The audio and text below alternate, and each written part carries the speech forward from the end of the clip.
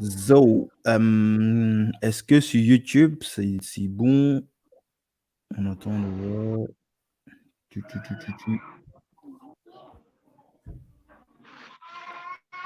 Hey, il y a Marc Agouni qui est là. Hein, il a... Marc Agouni, le gars est déjà en poste. Salut Marc. Oh, on va faire un live confinement aussi, hein, lundi avec Marc. Super. On va parler smart contract, tokenisation de l'immobilier. Ah oui, Marc prépare un gros événement là, en ligne. Ouais, en ligne, il m'a dit ça aussi. On s'est eu ouais. Il va bien en parler, c'est costaud. Avec du beau monde. Smart Summit. Ouais, avec des grosses pointures. Il y avait 22, 23, 24 mai. Attention, 10 000 codeurs est dans le coup, forcément. Sur Facebook, c'est déjà bon là. Maintenant, sur YouTube aussi, c'est bon. Normalement, on est good. Ça marche. Peut-être on va attendre parce que là, ça s'accélère. Je vois, il y avait 2 personnes, maintenant c'est 12 personnes. Ouais. D'accord. On va faire comme les influenceurs là, tu vois. D'accord.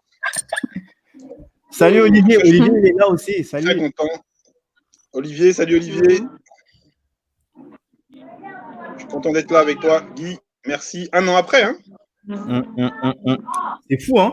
C'est fou. Un an après la première interview. Yes. 1 an après la rencontre, c'était rapide. 1 an après la rencontre, c'était vraiment électrique, quoi. C'était électrique, un petit peu contrôlé dès le départ et après, ouais. c'est parti dans tous les sens. Avec Nelly, il y avait Nelly, et puis c'était parti. Et puis après, pour Nelly, c'était drôle, on se connaissait avant, mais sans échanger ensemble. Pour Nelly, je t'avais expliqué en off, non? Pour Nelly, on avait investi ensemble à Vision, et puis j'ai dit, Nelly, qu'est-ce que tu fous à 10 000 dollars? Trop ouf. Non, super. Okay, et puis je suis très content aussi, donc Merveille, qui va nous raconter un petit peu. Merveille, une super histoire. Oui. Merveille, on a reçu hier la vidéo. 10 000 codeurs va changer ma vie. Oui.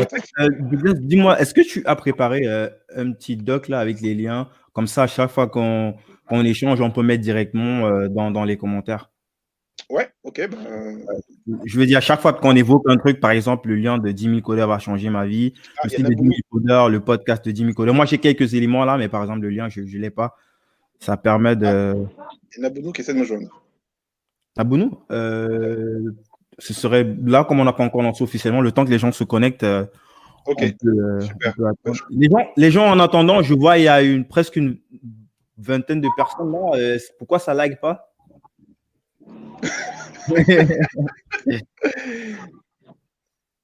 Allô, Nabounou? Alors, Nabounou, dis-moi, on est en live là, on t'attend? Ah oui, parce qu'effectivement.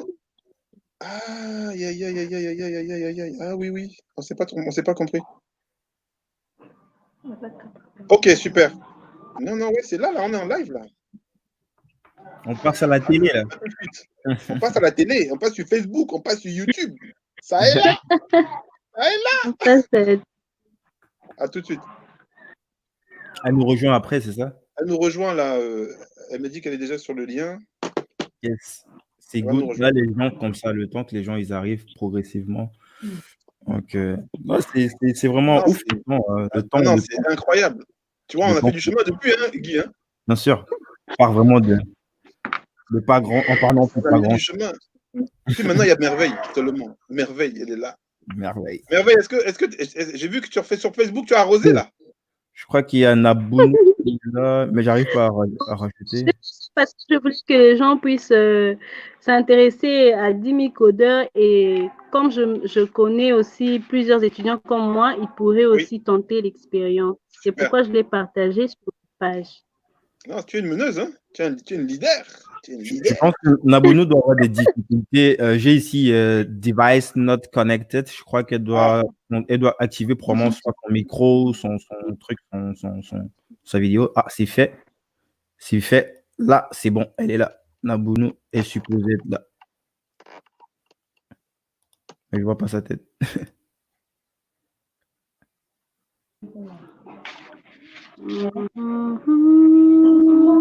Nabuno a des problèmes. Nabuno a des problèmes. Nabuno a des problèmes.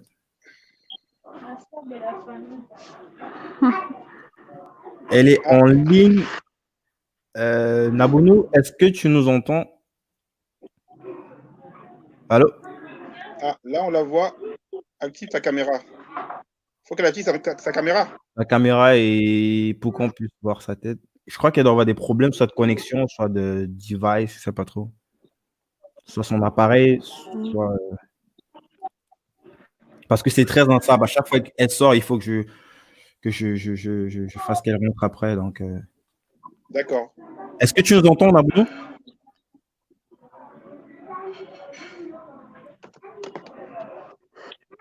Live freestyle.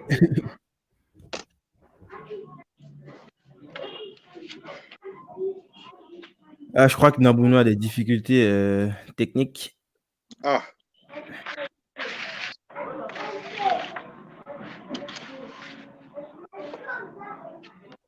Bon, faut qu'on avance. Hein. Quand elle va pouvoir parler, elle va parler. Donc, elle est toujours dans le live, quoi, en tout cas. 1, 2, 3, c'est parti. Bonjour à tous. Merci de nous avoir rejoints pour ce live confinement avec mon compère Douglas Biondo. Salut Douglas. Salut Guy. Salut Guy. Salut tout le monde. Ce soir, on est aussi avec Nabuno, même si elle a des difficultés techniques, et Merveille Bayana Doba qui va nous raconter plein de choses. On va commencer par la vidéo d'hier. Je vais laisser Douglas présenter tout ça. Mais avant tout, Douglas, on va parler de 10 000 codeurs ce soir. Est-ce que tu peux dire déjà c'est quoi 10 000 codeurs pour ceux qui vivent dans une grotte et qui n'ont jamais entendu parler jusqu'ici de 10 000 codeurs? Alors, 10 000 codeurs, c'était un projet. Et aujourd'hui, 10 000 codeurs, c'est une association à but non lucratif qui a pour objectif de faire de l'Afrique le poumon de l'industrie mondiale du numérique, fort de son dividende démographique. 10 000 codeurs, c'est la volonté de donner aux jeunes du continent des compétences, des savoirs, des savoir-faire, des savoir-être qui vont leur permettre de faire de l'Afrique le poumon de l'industrie mondiale du numérique. Yes. Douglas, je suis assez content de te recevoir là parce que c'est la deuxième fois. La première fois, ça date déjà d'1 an sur le podcast. Et là, il y a eu plein de choses. Il y a eu beaucoup de choses se sont passées. Il y a eu un nouveau cap, de nouveaux défis, de nouveaux axes. On va justement en parler ce soir. Notre priorité, déjà, ça sera la phase l'émancipation des femmes par le numérique. À l'instar de Nabuno qui nous a rejoint enfin. Salut Nabuno, est-ce que tu nous entends là? Salut, je vous entends. Salut Nabuno. Oui. Excellent. Ouais. Donc, à l'instar de Nabuno, on va aussi justement revenir sur les témoignages d'anciens bénéficiaires comme Nelima, que j'ai reçu aussi sur le podcast de 10 000 codeurs qui va être publié dans quelques jours. On va aussi parler de notre stratégie de passage à l'échelle, le réseau avec les centres de formation certifiés 10 000 codeurs, notamment au Maroc, en Côte d'Ivoire, Sénégal et plein d'autres pays encore à venir. Oui. Douglas, est-ce que tu pourrais peut-être commencer par présenter Nabuno qui nous a enfin rejoint et nous parler un petit peu de son parcours, de l'histoire un petit peu particulière de Nabuno? Alors, merci Guy. Je voudrais tout d'abord remercier ceux qui sont avec nous, ceux qui nous suivent, ceux qui ont pris le temps d'être avec nous pour avoir de l'information sur 10 000 codeurs. C'est vrai que ce n'est pas souvent que j'ai l'occasion de parler de 10 000 codeurs.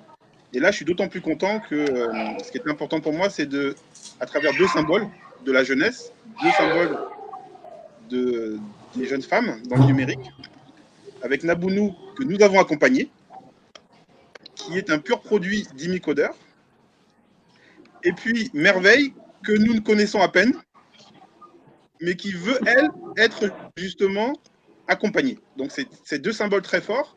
J'ai trouvé que c'était extrêmement très, très symbolique, et très symbolique aussi de ce que nous voulons faire avec 10 000 codeurs, c'est mettre le numérique au service des femmes. Donc, Nabounou, je suis très content d'être avec toi, très content de te recevoir.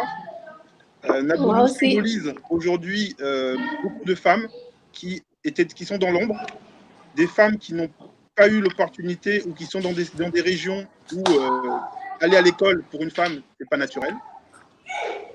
Nabounou qui fait preuve d'audace, Nabounou qui fait preuve de détermination et qui, au gré de quelques rencontres sur son chemin, non seulement a acquis un savoir-faire dans un métier porteur, développeur web, mais en plus a eu la confiance d'un dirigeant d'une entreprise canadienne qui lui donne les clés aujourd'hui donc de la filiale ivoirienne. Donc c'est vraiment un symbole tonitruant.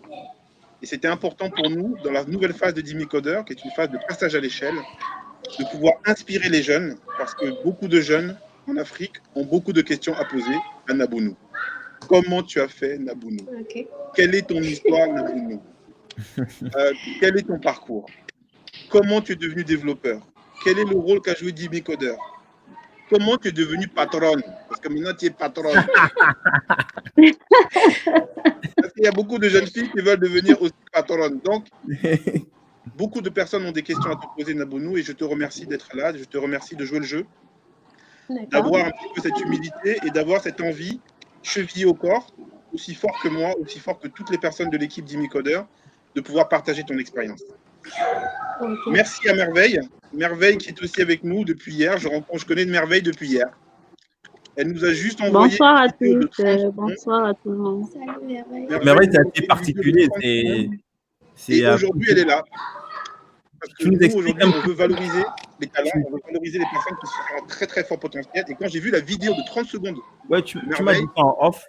Tu nous partages un petit peu le contenu de cette vidéo, Douglas. Tu m'as dit en off là que tu es tombé sur une vidéo hier et puis c'était quoi les mots-clés qu'elle a utilisés pour te convaincre de la ramener dans le live ce soir? Bah écoute, dimicoder.com/merveille-bayana. Donc on pourra peut-être regarder la vidéo tout à l'heure. Yes, on va mettre ça en commentaire pour les personnes. Une vidéo de 30 secondes, effectivement, quand on la voit, c'est vraiment top. Voilà un petit peu pour l'introduction pour nos invités. Alors, Nabounou, est-ce que oui. On te laisse te présenter? C'est qui Nabounou aujourd'hui? Nabounou, je suis Nabounou Diaby, développeur informatique. Aujourd'hui, co-gérante de l'entreprise canadienne Yulcom Technologies. Yes. Je ne sais pas ce que je pourrais ajouter d'autre. C'est déjà pas mal, non? Et toi, Merveille?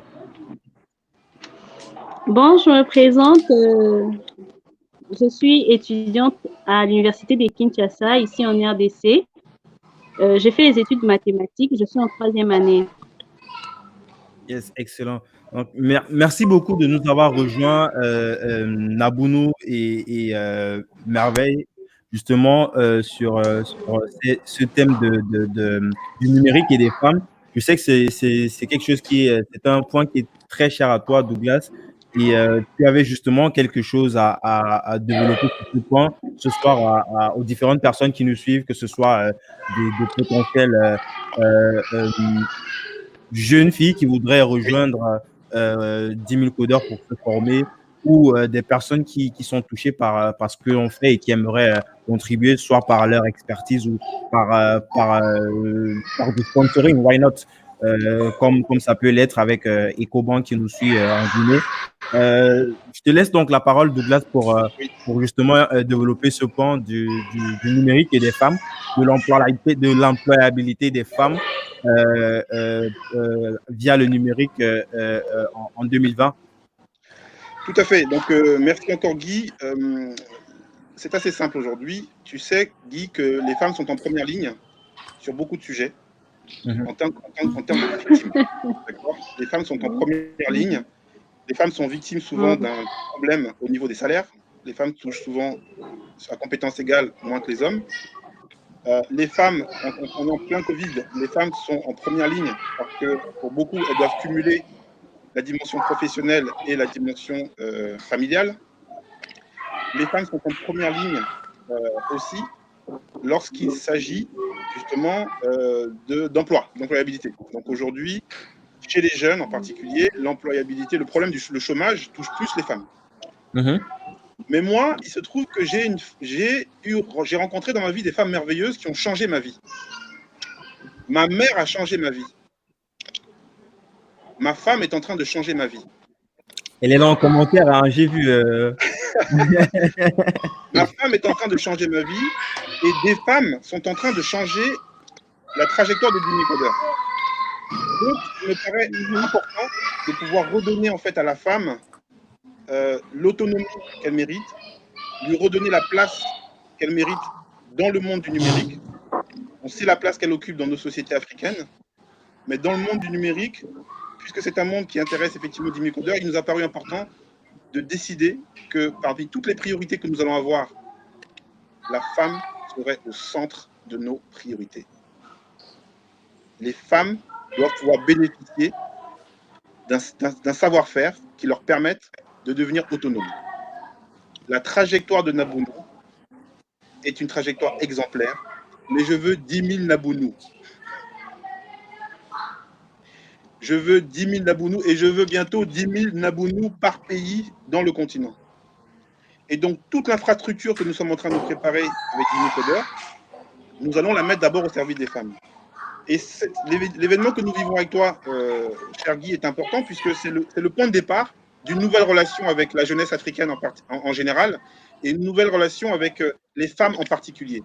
Vois-tu, Guy, il y a derrière l'écran une femme qui s'appelle Nour Bouakline, qui est une experte du réseau Jimmy Coder, qui est spécialiste en stratégie de marketing digital et qui dédie en fait bon nombre de ses postes sur la jeunesse africaine.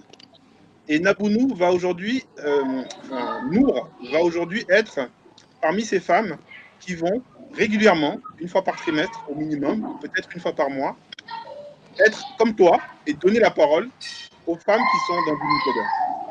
Donner la parole aux femmes qui ont terminé Jimmy Coder, qui se sont insérées et qui vont être aujourd'hui pour nous des rôles modèles. Les jeunes ont besoin de rôles modèles. Les jeunes ont besoin de rêver. Les jeunes ont besoin de réussir leur vie. Mais ils ont besoin d'avoir des personnes qui leur ressemblent et qui ont fait un bout de chemin et qui leur tendent la main. Donc nous, chez Jimmy Coder, comme tu le sais, nous avons un réseau d'experts bienveillants, des personnes qui sont des professionnels avec 10 ans, 15 ans d'expérience et qui aujourd'hui tendent la main parce qu'ils veulent donner un sens à leur vie et ils veulent aujourd'hui partager leurs connaissances avec la jeunesse. Mais il y a des jeunes qui veulent encore qu'il y ait de plus jeunes qu'eux qui soient des relais. Donc aujourd'hui, pour ceux qui nous regardent, nous avons Nabounou qui a aujourd'hui 25 ans, nous avons Merveille qui a 22 ans. On voit qu'elles sont représentatives de la jeunesse aujourd'hui africaine. Elles sont représentatives de jeunes qui ont envie de réussir par le numérique. Donc voilà, en quelques mots, ce que je voulais dire. Nous allons, à partir du mois prochain, en commençant par un gros focus sur Nabounou, régulièrement donner la parole aux jeunes femmes qui ont terminé Jimmy Coder, qui se sont insérées, et on va leur poser des questions à travers la jeunesse.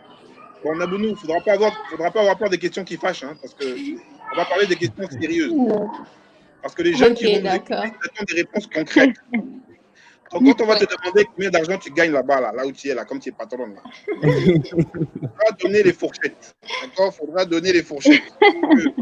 La réussite, c'est aussi une réussite au niveau économique. Donc, beaucoup de gens, Nabounou, vont vouloir savoir combien tu gagnes au niveau des stages que tu as fait, combien tu gagnes au niveau de ton premier emploi. Est-ce que les employeurs que tu as eus sont sérieux? Est-ce qu'ils sont des voyous? Est-ce qu'ils t'ont exploité? Qu'est-ce qu'ils disent en entretien pour que ça réussisse? Etc., etc., etc. Ce sont des échanges de vérité. Parce que les jeunes, aujourd'hui, ont besoin qu'on leur dise la vérité. Ils ont besoin qu'on leur donne un narratif.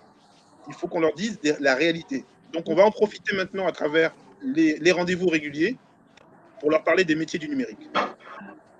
Les sensibiliser sur les métiers du numérique. Tour à tour, nos experts vont venir pour expliquer qu'est-ce que c'est que le développement, qu'est-ce que c'est que le test, qu'est-ce que c'est que les métiers de l'expérience utilisateur, qu'est-ce que c'est que les métiers qui sont liés aux technologies de la blockchain? Quels sont les métiers qui sont liés à l'intelligence artificielle? Quels sont les programmes qui mènent à ces métiers? Les métiers, les programmes qui mènent à ces métiers, et derrière des témoignages sur la réalité de ces métiers. Je pense que les jeunes ne veulent pas plus que ça. On leur raconte beaucoup d'histoires, on ne les forme pas correctement, on ne les oriente pas correctement, ils sont livrés à eux-mêmes. Certains qui sont entrepreneurs n'ont pas les bases techniques pour pouvoir construire quelque chose eux-mêmes. On leur parle de hackathon jour et nuit. On leur parle d'entrepreneuriat, mais sans les préparer à l'entrepreneuriat, nous allons dire stop. Cyril Owona, qui nous écoute, qui est aujourd'hui chef d'entreprise au Canada, il va être notre porte-voix sur la dimension entrepreneuriat. Et nous invitons tous les jeunes à venir nous rejoindre sur le groupe Facebook 10 000 codeurs. Depuis maintenant quelques semaines, nous commençons à prendre en main ce groupe, parce que pendant de nombreuses années, en fait, nous n'avons pas été assez vigilants. Mais maintenant, nous disons aux jeunes en Afrique, rejoignez-nous, venez nous rejoindre sur le groupe Facebook, venez nous rejoindre sur la chaîne YouTube. Abonnez-vous sur la chaîne YouTube 10 000 codeurs. Rejoignez le groupe Facebook 10 000 codeurs. Nous avons différentes catégories de postes, les entretiens 10 000 codeurs, la certification 10 000 codeurs, la formation 10 000 codeurs, les experts 10 000 codeurs et l'entrepreneuriat, comment devenir entrepreneur.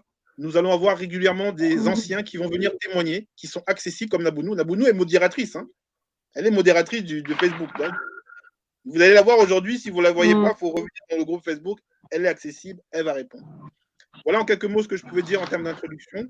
Guy, en te remerciant encore pour le rôle que tu as joué dans la communication sur 10 000 codeurs. Aujourd'hui, 10 000 codeurs, c'est une armée. Clairement. C'est une armée. Clairement. C'est une armée, tu fais partie de cette armée. Et je t'en remercie. Et nous avons d'autres experts qui sont dans cette armée. Mais ce qui est intéressant, c'est que maintenant, nous avons aussi les anciens de 10 000 codeurs qui sont dans cette armée. Et ça, c'est une nouveauté, Guy, par rapport à l'année dernière. Maintenant, nous avons les anciens, les alumni de 10 000 codeurs qui sont dans cette armée. L'année dernière, certains étaient sortis, mais nous les observions. Là, maintenant, pour certains, ça fait 2 ans qu'ils sont dans le marché du travail. Nous les suivons. Nous récoltons beaucoup d'informations sur leur parcours, sur leur salaire, sur les qualités qu'ils ont pu avoir et qui font la différence dans l'emploi. Et tout ça, nous allons collecter. Et ça va servir à qui?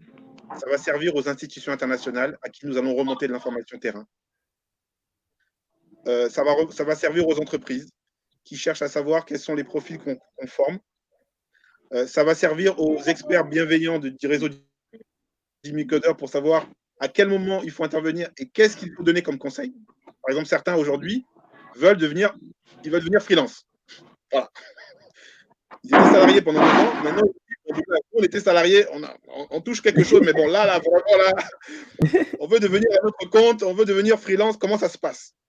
Nous, on veut devenir entrepreneur. Comment ça se passe?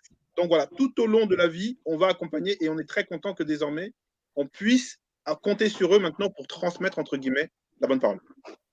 Excellent.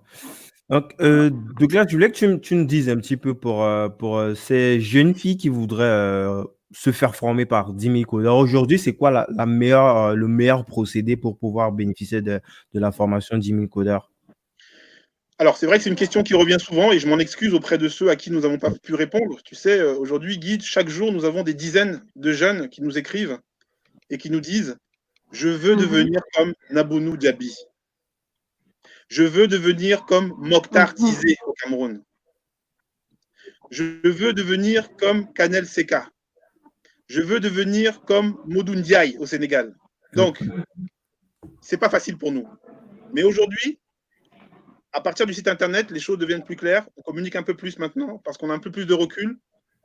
On a arrêté certaines formations sur le terrain. La phase pilote est terminée.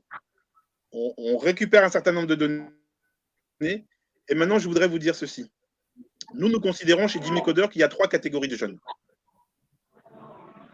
La première catégorie, ce sont les jeunes qui ne savent pas que le numérique peut changer leur vie professionnellement.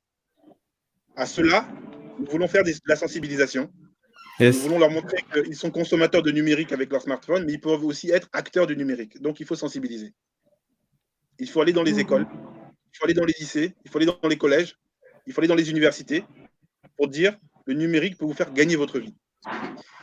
Il y a une deuxième catégorie, ce sont des jeunes qui savent que le numérique peut changer leur vie et qui ont les moyens de pouvoir payer des formations de qualité. À ces personnes-là, nous leur disons, allez dans les centres de formation certifiés Jimmy Coder. Alors, il commence à y en avoir. Je pense par exemple à Obgis, bien sûr, puisque c'est le premier centre de formation certifié Jimmy Coder qui a financé le programme La phase pilote. Il y a aujourd'hui, par exemple, Maltem Academy au Maroc. Maltem au Maroc. Ils ne sont pas qu'au Maroc, non? Pour l'instant, c'est juste au Maroc? Alors, c'est Maltem Academy au Maroc que nous avons certifié.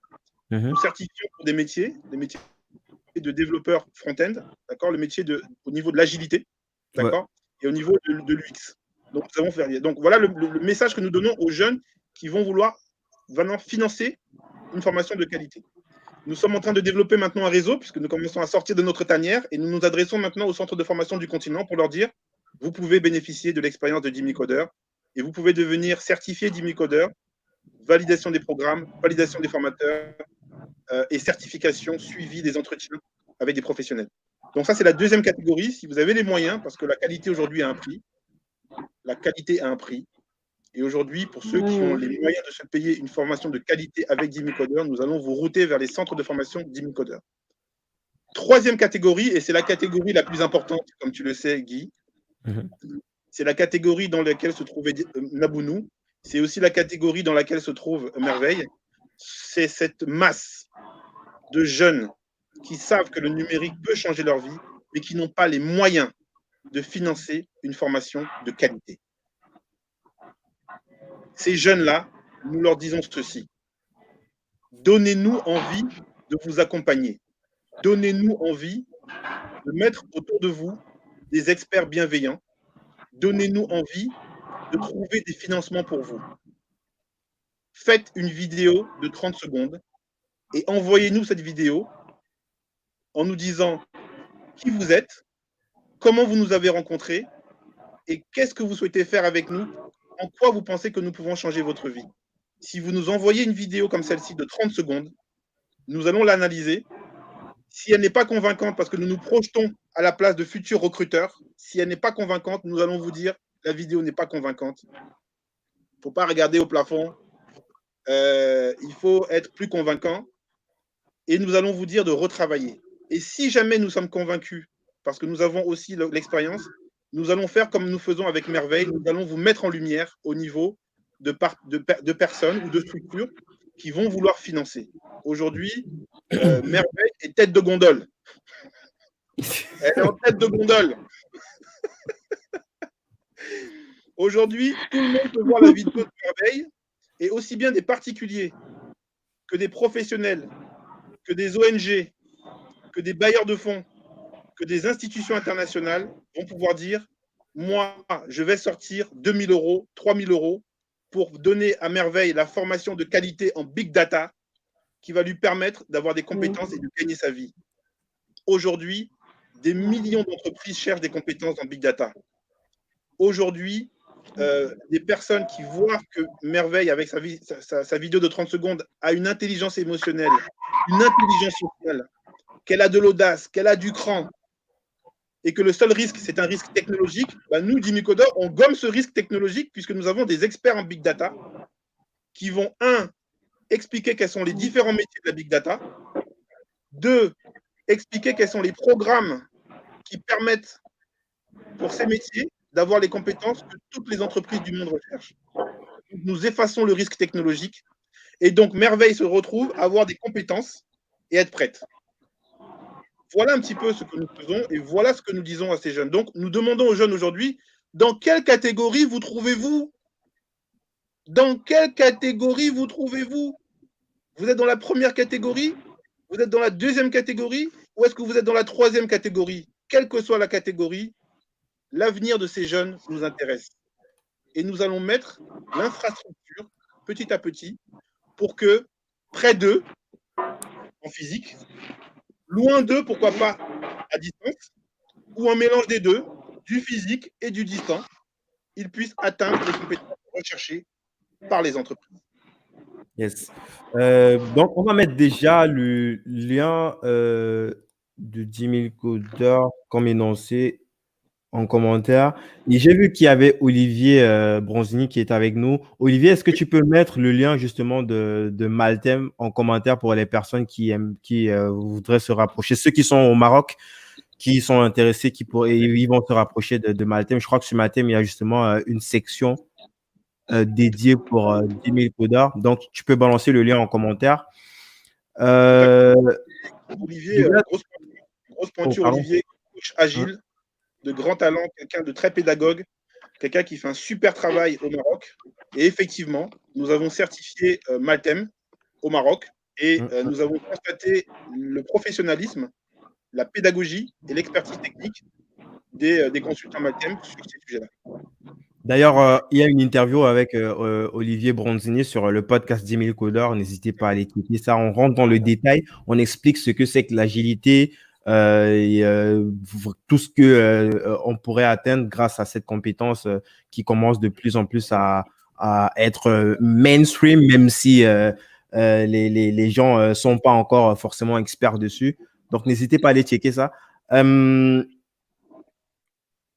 Pour ce qui concerne justement la troisième catégorie que tu as parlé, Douglas, c'est quoi le meilleur moyen d'envoyer sa vidéo? Je sais qu'il y avait un groupe WhatsApp à un moment, je sais pas, est-ce qu'il y a un canal comme ça centralisé où les jeunes peuvent envoyer leurs vidéos de motivation, de présentation? Alors, que ce soit Merveille, ou que ce soit, alors si je prends le cas de la RDC, puisque que ce soit Merveille ou que ce soit Emmanuel Yumba, qui nous ont aussi envoyé sa vidéo, le meilleur canal, ça reste de passer par WeTransfer. Donc, ils font leur vidéo, ils vont sur le site wetransfer.com. C'est un site qui va permettre de télécharger sa vidéo et de nous envoyer par mail à challenge, donc CHA2LENGE, @1000codeurs.com. Nous recevons et nous revenons. Alors, nous revenons dans les meilleurs délais. Je vais mettre WeTransfer. Je rajoute aussi l'adresse là pour challenge@1000codeurs. Challenge@1000codeurs.com, 10 000 codeurs au pluriel. Et donc, les jeunes, nous recevons aujourd'hui chaque jour plusieurs vidéos. On tâche de prendre le temps de les observer. On les partage avec nos experts. Et nos experts qui ont l'habitude du monde de l'entreprise, ils voient, ils anticipent en disant si cette personne a pu faire cette vidéo, on demandera à Merveille combien de prises elle a faites. Est-ce qu'elle a fait 2 prises, 5 prises, 10 prises? On lui demandera. Et si personne est capable de se structurer en faisant 30 secondes une vidéo comme ça précise, avec des objectifs, ça veut dire qu'au niveau risque, ressources humaines, il est limité. Donc, on peut s'engager. On peut demander à Merveille, si tu me permets, Merveille, combien de prises tu as fait pour réussir ta vidéo? Ben, à peu près 3 à 5. Super. Il y avait un montage derrière ou c'était juste un one-shot? Non, c'est un one-shot. Elle a fait un one-shot propre. Il n'y a pas de montage au fait. C'est juste avec la caméra de mon téléphone que j'ai pu faire ça. Au début, c'était déjà bon, mais des petites erreurs de prononciation, ça me poussait toujours à reprendre pour que ça soit parfait en tout cas. Non, c'était très bien. Fait de mon mieux. Non, c'était très bien. Et puis, c'est vachement bien parce qu'on voit l'identité culturelle. Parce que à la fin de son témoignage, elle dit dans les numériques. Tu as vu? C'est trop mignon. C'est trop mignon. On voit un décalage culturel comme ça. Tu vois, nous, on va dire le numérique, il dit les numériques, tu vois. Donc, c'est trop mignon, quoi. Tu vois, et ça, c'est vachement bien parce qu'on voit l'identité culturelle aussi des personnes. Et ça, c'est extrêmement important. Tu sais, la culture sur notre continent, on est fiers de notre culture. Et c'est important d'avoir des jeunes qui représentent finalement une culture, qui représentent un pays, qui représentent une façon de penser, qui représentent une façon de s'exprimer. C'est magnifique. Clairement. Donc, Douglas, je ne sais pas si on a encore quelque chose à rajouter par rapport à Merveille et Nabounou avant de finir avec le dernier point qui concerne les moi, ce que j'aimerais bien, c'est que moi, j'ai une question à leur poser. c'est Oh, il y a justement... Nabono qui a sauté là. alors moi, j'ai une question à poser. C'est pour Merveille en particulier, qu'est-ce que ça fait comme ça en 24 heures d'être identifié par des professionnels comme étant une personne à potentiel? Nabono, je ne sais pas si tu as écouté la question. Ton micro. Allô? Tu nous entends toujours, Nabono? Oh, je crois qu'il y a un souci de micro là. Non, mais peut-être pour Merveille. Ok, Merveille, peut-être tu peux commencer à répondre à la question en attendant que Nabono règle le problème du micro. Voilà, qu'est-ce que ça t'a fait, Merveille, d'être identifié comme quelqu'un à potentiel et comment tu te projettes maintenant dans l'avenir? Même si, bon, la formation n'a pas encore eu lieu. Hein. Nous, maintenant, on va chercher l'argent pour toi, hein, Merveille. Nous, maintenant, on sait pas comme ça pour avoir l'argent. Il faut bien savoir que nous, on ne s'engage pas sur un délai. Nous, on met en tête de gondole et puis les gens, ils voient. Est-ce qu'on met une cagnotte? On ne sait pas encore. Est-ce que... Voilà. En tout cas, c'est ce qu'on fait et c'est ce qu'on a fait, par exemple, avec EcoBank aussi. En Guinée, ça a fonctionné. Oui. Et donc, Merveille, qu'est-ce que ça te fait? Oui, oui. Oui, en 24 heures seulement, en tout cas, ça me donne de l'espoir. Ça me donne de l'espoir, en tout cas, de voir qu'avec un simple clic seulement, j'ai fait la vidéo et tout, et ça promet quand même. Je me dis que d'ici là, je pourrais quand même réaliser mes rêves. C'est lui de suivre une formation de qualité parce qu'avant, c'était flou, mais là, je peux voir la lumière, en tout cas, au bout du tunnel. Je sais que ça va marcher. Super, super. Non, mais si en plus d'autres personnes ont eu comme moi, qui sont des professionnels, ont eu cette impression-là, je pense qu'on va trouver l'argent rapidement. J'en profite de saluer plusieurs personnes qui nous suivent, des anciens de Jimmy Coder. Il y a Kevin, d'accord, qui est là. Il y a, donc il y a Stéphane Auba, qui est un expert de Jimmy Coder. Il y a Marc tout à l'heure, qui est la réunion. Voilà, c'est vraiment des personnes qui nous suivent depuis plusieurs mois, plusieurs années, et qui savent un petit peu dans quelle dynamique on est et qui vraiment apportent leur pierre à l'édifice. Il y a Nabono qui a encore sauté là. On peut peut-être faire si tu permets, Guy, avant qu'on enchaîne.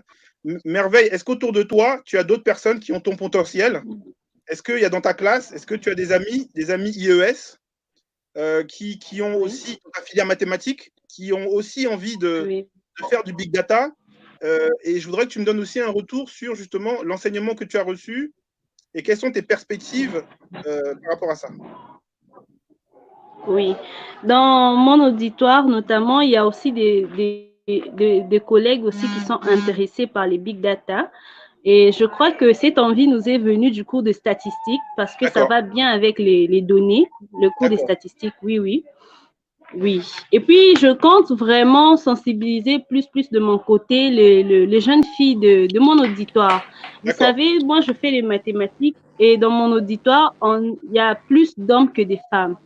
Imaginez-vous, dans mon auditoire, il n'y a que 2 femmes qui font le mathématique et le reste, ce ne sont que des hommes. Donc, nous sommes au total une vingtaine d'étudiants dans mon auditoire. Alors, j'aimerais aussi essayer de sensibiliser les autres qui sont en 2e, en 1re année et qui aimeraient vraiment, si pas pour aller faire la recherche en mathématiques ou bien le mathématique pur, ils peuvent aussi se lancer dans le numérique, essayer d'appliquer les connaissances mathématiques que nous avons eues pendant le cursus universitaire, essayer de l'appliquer dans le numérique pour vraiment être actif dans le milieu professionnel. Super. C'était un peu ça mon idée. Parce qu'on nous a toujours dit le maths, ça marche bien avec des sciences appliquées. Par exemple, les statistiques, l'informatique et tout. L'économie et tout ça. Donc, moi, je préfère le numérique parce que vraiment, c'est dans les sens. Comment je peux dire, je rêve toujours d'être ingénieur dans le numérique. Alors, je me suis dit, comme je fais les mathématiques, cela ne va pas quand même me distraire, mais je veux au moins ajouter de la valeur à mes compétences mathématiques, essayer de faire avec quelque chose. Super. Et Nabounou, peut-être, je ne sais pas si Nabounou nous entend maintenant. Est-ce que ton micro, c'est bon? Oui, je vous entends. Alors, vous m'entendez? Oui, là, on t'entend. Est-ce que tu peux prendre le relais de Merveille? Qu'est-ce que ça t'inspire, ce qu'elle dit? Et comment ça s'est passé pour toi? Parce que toi aussi, tu es une scientifique, hein? Oui, j'ai fait les maths info aussi. Ouais, tu as fait, vous toutes les deux, là, vous avez fait mathématiques, informatique. C'est très intéressant, parce que là, il y a un témoignage pour dire que vous n'étiez pas assez nombreux en tant que femmes. Et toi, Naboudou, par rapport à ça, quel est ton témoignage? Les femmes scientifiques, parce qu'il y a aussi des femmes scientifiques. Oui. Moi, après le bac, je ne savais pas en tout cas qu'est-ce que j'allais faire. Je savais juste que j'étais bonne en sciences. C'est tout ce que je savais. Donc, qu'est-ce que tu allais faire? Je ne savais même pas ce qui se passait exactement. Du coup, j'ai choisi les maths info. Et maths info, tel que je l'ai déclaré, j'étais vraiment très bonne en mathématiques. Mais bon, pas défi, je suis venue au numérique et puis j'ai vraiment aimé en fait ce domaine-là, je l'ai épousé. Donc, je ne regrette pas du tout. Donc, c'est vrai que ça a été difficile à l'université, faute de moyens. Il y a eu beaucoup de problèmes. Je suis allée jusqu'à la licence, je ne l'ai pas terminée. Oui. Du coup, je peux dire en termes de formation, je me suis arrêtée à 10 000 codeurs. 10 000 codeurs et puis tout ce que j'ai eu à apprendre un peu sur le net, gratuitement et tout ça. C'est comme ça que moi, j'ai fait ma formation en fait. Du coup, je veux dire, en fait, c'est moi, de mon côté, ce que je fais le plus, c'est de sensibiliser, en fait, les jeunes pour leur dire qu'il n'y a rien d'impossible. Tout n'est pas forcément une question d'argent. La preuve, c'est que Douglas donne la possibilité, 3 catégories de personnes. Il y a des personnes qui sont dans mon cas. Moi, par exemple, je n'ai pas fait de vidéo envoyée à Douglas, mais j'ai passé un entretien. On était nombreux pour avoir cette place-là, en fait, pour 10 000 codeurs. J'ai été sélectionnée par la French Tech Abidjan. Du coup, c'est moi qui ai été sélectionnée. Et là, à ce moment-là, je ne savais non plus pas comment développer et tout ça, en fait. Mais je traînais, en fait, avec les développeurs. Quand quelque chose m'intéresse, je ne me lance pas dans le fait de dire que c'est difficile, c'est impossible. Parce qu'en fait, le plus difficile dans le numérique, c'est que c'est l'étiquette qu'on colle aux femmes, en fait. Quand tu as quelque part, c'est l'étiquette qu'on nous colle en fait. C'est trop compliqué, peut-être à la rigueur, va être community manager, tout ça. Moi, c'est exactement ce que je ne voulais pas en fait, être community manager. Voilà. Généralement, on nous dit développement, c'est compliqué, tu veux faire ceci, tu veux faire cela. En tout cas, moi, je traînais toujours avec les garçons qui développaient. Du coup, ce que tu sais là, je suis derrière toi jusqu'à ce que tu me montres. C'est comme ça en fait que pour moi, c'est parti. C'est comme ça que je suis partie. Voilà. Non, mais c'est super, c'est super. Tu vois, Guy, en fait, Nabounou est une femme très audacieuse.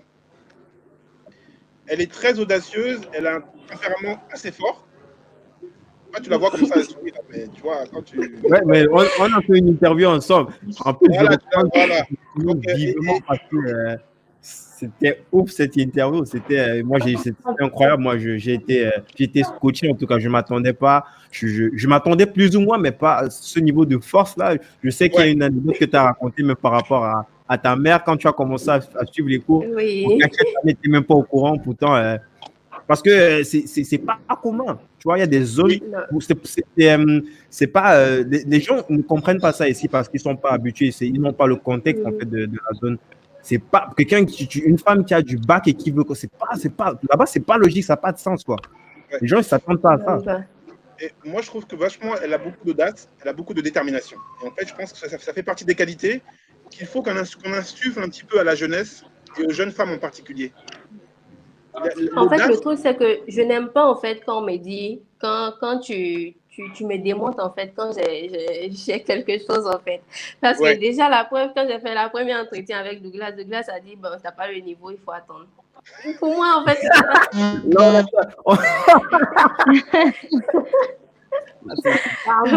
pas... Tu vois? Mais bon, pour moi, en fait, ça voulait pas dire que j'étais pas bonne. Parce qu'en fait, là, je dis que dans tous les cas... On coupe le live. Douglas va m'accepter. Et Douglas a fini par m'accepter, en fait. Oui, j'ai poursuivi un de mes amis comme ça pour se débarrasser de moi. Il m'a envoyé au Baby Lab. Mais il ne sait pas qu'en fait, c'est une bénédiction qu'il avait faite pour moi. Parce que c'est là, en fait, que pour moi a commencé. Effectivement, je me rappelle, tu as raconté ça, justement. Il pensait que, bon, là, elle va arrêter de nous faire ici. Pourtant, c'est là-bas que le nez de la guerre, là-bas. Ouais. Oui. Donc, je ne me limite pas au nom. Est-ce que tu as 2 conseils à donner, Naboudou? Parce que ces moments-là, c'est des moments aussi de conseils. Qu'est-ce que tu conseilles à une fille qui aujourd'hui veut réussir dans le numérique? Qu'est-ce que tu lui conseilles? Ce que je peux conseiller en premier, c'est de ne pas écouter l'étiquette qu'on nous donne en disant que c'est pas quelque chose pour toi, c'est trop difficile. Ce que tu n'as pas essayé, ne dis pas que c'est difficile. Maintenant aussi, ne te laisse pas démonter juste parce que les gens disent que c'est comme ça. Essaie toi-même. Si au moins tu auras essayé, même si ça n'a pas marché, tu n'auras pas de regrets. Super. Donc, quel que soit le domaine, ça, il faut le faire. Super. Maintenant, deuxième point, quand tu crois vraiment à quelque chose, vas-y. Si ça n'a pas marché, ça n'a pas marché. Tu n'auras pas de regrets, en fait. Mais tu auras au moins le mérite d'avoir essayé. Mais si tu arrêtes parce que quelqu'un t'a dit que c'était difficile, tu ne sauras jamais si tu pouvais réussir ou pas. Super. Excellent. Tu vois, Guy, les jeunes ont besoin d'entendre ça. Là, c'est vraiment fort. De la bouche de jeunes. Oui. Ils ont besoin de l'entendre de la bouche de jeunes et en plus de jeunes qui sont en train de percer. Parce que je t'assure que Nabounou que tu vois là, dans 5 ans, dans 10 ans, c'est autre chose. Hein. Non, 5 ans, 10 ans, tu es trop loin. Même l'interview que tu donnes là, ça va pas être facile après. Hein. Il faut actualiser le truc, franchement. Il faut actualiser. Mon interview est déjà datée. Le podcast est déjà daté. Voilà, donc il faut un nouveau narratif. Il faut qu'on raconte une nouvelle histoire aux jeunes. Il faut qu'on leur raconte une histoire dans laquelle ils sont les héros, dans laquelle c'est eux qui réussissent, dans laquelle c'est eux qui sont en lumière, dans laquelle c'est eux qui sont à la page, dans laquelle c'est eux qui font le game. Et aujourd'hui, c'est 60% de personnes en Afrique, c'est des jeunes. Mais on ne les valorise pas assez. Regarde Guy, toi-même. Les différentes émissions où on parle du Covid actuellement. On parle du Covid entre adultes. Bon, ouais, c'est votre réunion là-bas. Alors qu'aujourd'hui, il faut mettre Merveille dans le coup, la mathématicienne qui, avec les classes de data, va essayer de repérer les données. Voilà, etc. Quels sont les cas de Covid? Quelles sont les statistiques? Comment ça se passe? Comment est-ce qu'on peut gérer, etc. On met Naboudou, hein, la patronne, en disant que voilà, aussi c'est elle peut-être même qui va financer telle opération pour que Merveille fasse une étude. Donc il faut mettre au centre du jeu. Il faut les mettre au centre du jeu. Et nous, désormais, on les met au centre du jeu. Et d'ailleurs, tu sais, parce que je commence à avoir quelques demandes d'interviews par-ci par-là, ou aller dans les événements. Moi, j'en profite pour dire que si les événements m'invitent quelque part en Afrique, il faut savoir qu'ils vont payer le billet aussi de quelqu'un de 10 000 codeurs. Hein. Non, mais c'est logique, hein. C'est la base. C'est la base. Il y a un staff derrière. J'amène Nabounou avec moi. On m'invite, j'amène Farouk avec moi. J'emmène Augustin avec moi. J'emmène Hassan avec moi. Parce qu'aujourd'hui, ce sont les jeunes qui vont faire l'avenir du continent. C'est extrêmement, extrêmement important. Non. De classe, moi, je suis convaincu que nous sommes sur la bonne voie de toutes les façons. Et moi, je pense que, et tu le dis très souvent, on est en train de mettre comme ça des repères. Et c'est ce qu'il manque. Hein, la compétence, c'est beaucoup plus un outil, en fait. Tout commence par le rêve, le repère, regarder, voir quelqu'un d'autre et puis rêver, tu vois. Et puis, ça, tu as réussi à le faire avec tout le staff de 10 000 codeurs pendant la phase pilote. Et forcément, on est sur une phase qui sera beaucoup plus exponentielle. Et moi, je ne me fais pas de souci à ce point-là, à ce niveau-là. Alors, j'ai un scoop à te donner qui va dans le sens de la phase exponentielle. J'ai un scoop à te donner. Tiens-toi bien que pour cette phase exceptionnelle, on va devoir avoir des gens exceptionnels aussi avec nous. Les experts, ce sont des repères. Mais il y a aussi d'autres personnes qui sont des repères. Est-ce que tu connais Elisabeth Moreno? C'est pas la dame de HP, là? C'est la patronne de la dame de HP. J'ai entendu parler de... Et j'ai eu son accord pour qu'elle soit la marraine de toute l'opération que nous allons faire au niveau de l'émancipation des femmes avec le numérique dans 10 000 codeurs. Est-ce que tu entends? Parce que Nabounou qui est là, même comme elle est patronne, elle a aussi besoin d'avoir... La grande patronne. Elle est patronne à son niveau, mais tu sais, on est toujours le petit de quelqu'un. Donc même Nabounou qui est patronne, là, elle aussi, elle a besoin d'avoir le high level. Et Merveille qui est ici, elle a aussi besoin d'avoir le high level. Et aujourd'hui, Elisabeth Moreno, c'est un scoop que je fais ici, dans ton émission, Guy Berthold. Dans ton émission, je donne le scoop. Elisabeth Moreno, patronne de HP Afrique, est la marraine de la priorité numéro 1 de Jimmy Coder, c'est-à-dire l'émancipation des femmes par le numérique. Tu sais, aujourd'hui, les femmes ont besoin, non pas de technologie, parce que la technologie, nous autres qui sommes des professionnels, nous savons que la technologie, finalement, c'est pas le plus difficile. Non. La technologie, c'est pas le plus difficile. Le plus difficile, c'est l'attitude. Le plus difficile, c'est l'approche. Et c'est le développement personnel, c'est l'intelligence émotionnelle, c'est l'intelligence sociale. Et il se trouve que Elisabeth Moreno, que j'ai eu l'occasion de rencontrer grâce au grand frère Mamadou Diallo de CIO Mag au Togo, lors d'une demi-journée de sensibilisation de la jeunesse togolaise sur les métiers numériques, sur invitation de Madame la ministre de l'économie numérique et des postes du Togo, Elisabeth Moreno a un charisme exceptionnel. Et dans ses objectifs de vie, c'est justement le Woman Empowerment. C'est de donner la place à la femme qu'elle mérite. Et elle encourage les femmes. Et moi, je l'ai vue, elle est vraiment impressionnante. Donc, quand tu as une personne comme ça de qualité, qui a un très haut poste de responsabilité dans une des plus grandes firmes mondiales, qui te dit, OK, bah nous, on est très, très contents. Et nous sommes en train de préparer une date par trimestre, minimum. Une date pour laquelle Madame Moreno va être avec nous pendant 1 heure. La prochaine, ce sera avec Nabounou, puisqu'on va faire ça avec Nabounou. Et puis, tout ça, ce sera piloté par la grande sœur, Nour Bouaklin, d'accord, tunisienne, qui a parcouru plus de 20 pays en Afrique dans son métier, le marketing digital. Elle est aujourd'hui très, très connue dans ce métier-là en Afrique. Et elle a beaucoup de cœur, elle a beaucoup de professionnalisme, elle a une énergie incroyable et elle distille régulièrement des conseils à la jeunesse. Donc voilà un petit peu, tu vois un peu, c'est ça le high level. Aujourd'hui, nos experts vont prendre la parole, ils vont animer, comme toi. Ils vont prendre la parole, ils vont animer en fait des webinaires, ils vont animer des moments d'échange. Le jongleur, moi aussi un jongleur. L'expert en user experience, expérience utilisateur, il va prendre le micro, Naji, il va prendre le micro et... Ouais, Naji le magicien, c'est comme ça qu'on l'appelle dans le milieu. Voilà, toi-même tu connais. Tu connais ça. Il y a Malik Fall, notre leader sur la partie cybersécurité. Il va animer un webinaire et il va donner la parole à des experts en sécurité pour présenter le métier. Il va nous expliquer quel est le programme qu'il faut pour former une personne compétente dans la cybersécurité. On va lui donner des objectifs. Quels sont les métiers de la cybersécurité? Quels sont les programmes de formation de la cybersécurité? Et bien sûr, on a d'autres métiers qui vont s'exprimer. Nos experts aujourd'hui, ils étaient un peu derrière, mais c'est ça la grande nouveauté, c'est qu'à partir de 2020, nos experts vont être proches des jeunes, vont être plus accessibles. Ils sont avec nous dans les groupes de travail et ils vont aujourd'hui être vraiment ceux qui vont valoriser les jeunes qui réussissent et donner de l'espoir aux jeunes qui veulent aujourd'hui s'en sortir. Donc voilà le scoop, hein.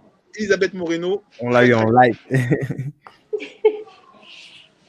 Question pour Elisabeth Moreno. J'ai hâte de la rencontrer. Ah oui, Elisabeth Moreno, je l'ai eu au téléphone. Elle a pris la peine, entre 10 rendez-vous, de me valider. 1 heure. 1 heure par trimestre de son temps pour Jimmy Coder, pour inspirer devant, je l'espère, de nombreuses jeunes femmes qui vont enfin avoir des repères devant eux. Exactement. Excellent. Douglas, merci pour toute cette précision et pour ce coup, surtout. Je crois que là, on va libérer peut-être Nabounou et Merveille. Merci pour votre temps, pour ce que vous avez partagé, Nabounou, pour ton parcours incroyable. Merveille pour ta vidéo de ouf. Tout à fait, le potentiel extraordinaire. Merci. L'argent, on va te dire. On s'est dit à très vite, les filles. Merveille, je crois qu'on doit faire une interview ensemble sur le podcast Jimmy Coder. N'hésite pas, on va se prendre en off pour en discuter. Et Nabounou, peut-être il faudra update son interview aussi sur le podcast. Oui. Il y a trop de choses qui sont passées. Nabounou, il y a un an. C'est autre chose. Ok. Merci beaucoup. Merci beaucoup les filles. Passez une excellente soirée. On se dit à très vite. Bye bye. Merci. Au revoir. Bye.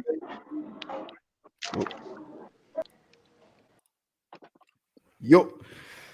Là, on est good. C'est bizarre quand même. Là, il y a 22 personnes là et il y a à peine 6 likes. C'est bizarre quand même. Je sais pas. Ah non, ça, c'est pas normal. Pardon, faut liker. C'est nous qui. Ou c'est nous. C'est nous qui est en ligne. Ouais. Ouh là là. Ousseynou Sen, formateur star de 10 000 codeurs. Ouais. Sénégal. De la première. Non, la deuxième génération. C'est le pionnier. Ah, mais c'est la première génération. En fait, Ousseynou. C'est Serge qui est de la deuxième génération, si je ne me trompe pas. Pardon? Serge, si je ne me trompe pas. Ah oui, non, en fait, Serge, c'est le pionnier en Côte d'Ivoire. En Côte d'Ivoire, ok. Le premier formateur en Côte d'Ivoire. Je le salue d'ailleurs, Serge Commis Innocent. Premier formateur en Côte d'Ivoire. Et Ousseynou, premier formateur au Sénégal. Vraiment, c'est des personnes. Oui, c'est son histoire aussi. En fait, ils ont tous des histoires.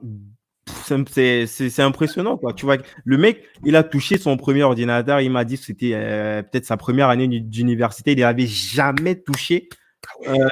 Et il est aujourd'hui formateur. Bah, même s'il bosse en entreprise, il a été formateur de ces jeunes sur ces métiers de dev. Il est incroyable, Ousseynou. Il est d'une humilité extraordinaire. Je pense que tous ceux qui nous écoutent et qui étaient au Sénégal, qui ont fait 10 000 codeurs, ils le savent. Il a une force de travail impressionnante. Et il est généreux. Et vraiment, c'est quelqu'un que... Voilà, là, tu viens de citer les mais il n'y a pas meilleur profil. En fait, il n'y a pas meilleur profil pour expliquer en fait ce blocage. Parce qu'il y a beaucoup, moi j'ai changé souvent avec certains de ces jeunes-là qui, par rapport à 10 000 codeurs, il y en a beaucoup qui ont des croyances limitantes, qui se disent que ouais, développeur, c'est des personnes qui ont bac plus. Tu vois, ils se disent que c'est un truc de magicien, il faut que tu aies le bac. Pourtant, il y a des personnes, c'est pas obligé si tu es, comme tu aimes souvent le dire, si tu es normalement bien constitué. Bien câblé. Non, mais effectivement, il faut avoir la pédagogie. C'est pour cette raison que nous, parmi les priorités, il y a effectivement l'émancipation des femmes par le numérique, mais il y a une deuxième grosse priorité, c'est développer, en fait, faire des formations de formateurs. Il faut former des formateurs. On l'a fait dans la phase pilote, mais il faut le faire, il faut le multiplier par X. Aujourd'hui, les ambitions qu'on a sur 10 000 codeurs, hein, j'en profite, c'est 35 pays.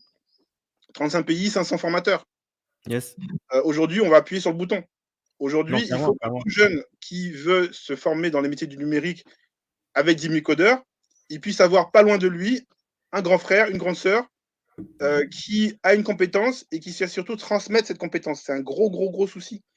Et d'ailleurs, d'autres centres de formation aujourd'hui, c'est ce qu'ils cherchent. Ils cherchent des formateurs. Mais il n'y en a pas assez. Donc, il faut les former. Il faut en former. Il faut prendre des personnes qui, comme nous, ont une expertise et qui nous disent, bah, écoutez, moi, j'ai une expertise, mais je ne sais pas former. Donc, apprenez-moi à former.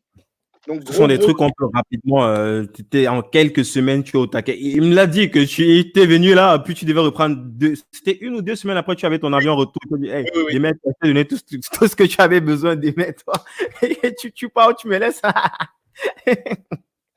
Le gars est dans une salle avec, je crois, il avait au moins une vingtaine de personnes. Il dit, mais une semaine, il accélère, il me laisse pas. Pourtant, ça s'est bien passé après, la preuve. Grosse humilité, grosse flip, forcément. Mais on explique aux jeunes que là, on a un grand frère qui démarre dans la formation. Donc, on leur demandera d'être un peu indulgents. Et eux aussi, ils jouent le jeu, quoi. Il n'y a pas de souci. C'était le cas avec Serge en Côte d'Ivoire. C'était le cas aussi avec, effectivement, Ousseynou et Tamsir Wad aussi, que je salue. Tamsir, ouais. Sénégal, j'ai eu au téléphone aussi. Voilà, il y a Christian, j'en profite. Christian, un des hommes forts de Pedounia. D'accord, directeur technique de Pedounia, lui aussi, il était formateur 10 000 codeurs au Sénégal. Moi, je pense que c'est clairement un point sur lequel ça peut constituer même une prestation, hein. Formateur de formateur. Je vais dire même pas seulement pour 10 000 codeurs, parce que de toutes les façons, 10 000 codeurs sera amené à collaborer. avec des personnes qui sont dans le même écosystème. Pas forcément parce que ce sont des concurrents, parce que le marché il est tellement vaste, il est tellement grand. Mais formateur de formateur, c'est quelque chose qui peut clairement être game changer dans cet écosystème-là, quoi. Alors, là, tu me tends une perche, Guy, parce que tu me donnes l'occasion de parler de notre modèle industriel. Yes. On va en parler, justement. C'est le dernier point qu'on allait évoquer avant de clôturer le live, notamment avec la stratégie des centres de formation. Mais avant, il faut que les gens ils ajoutent les likes, là, sinon on va arrêter le live, franchement. Non, vraiment, non, s'il vous plaît, pardon. Non, mais non, là, on parle du continent, quoi. Je te propose peut-être qu'on check les commentaires, quelques commentaires là, ensuite on évoque le dernier point. Ça marche. J'ai vu un truc qui m'avait intéressant. Il y a quelqu'un qui écrit là. Attends, je partage sur l'écran pour que les gens puissent lire. Moufida Saïd Ahmed, conseiller en orientation et insertion professionnelle auprès des jeunes. Je souhaiterais savoir si 10 000 codeurs peuvent fournir des ressources pour sensibiliser les jeunes au métier du numérique. Douglas, ça c'est une question pour toi. Alors, le meilleur outil qu'on peut proposer aux jeunes pour se sensibiliser, c'est qu'ils suivent les futurs webinaires, les moments de partage qui seront dispensés par les experts d'Imicodeur sur la chaîne YouTube d'Imicodeur. Donc, à partir de la chaîne YouTube d'Imicodeur, on va avoir des moments privilégiés pendant lesquels les experts d'Imicodeur vont présenter les métiers. Ils vont présenter aussi les débouchés de ces métiers. D'accord? C'est-à-dire combien on gagne. Parce que c'est ça qu'ils veulent entendre les jeunes. C'est ça le nerf de la guerre. C'est ça le nerf de la guerre. Quand Moufida demande effectivement des ressources pour sensibiliser les jeunes, cher Moufida, les jeunes, ce qu'ils veulent savoir, c'est combien ça va leur rapporter cette histoire. Ok, je mets le lien de la chaîne YouTube en commentaire. Comme ça, vous pouvez vous abonner déjà en avance. Et au moment où ces vidéos seront disponibles, en activant la cloche de notification, vous allez recevoir l'info pour aller checker un petit peu. Moi, je te donne un exemple, une anecdote. Nous, on était au Togo.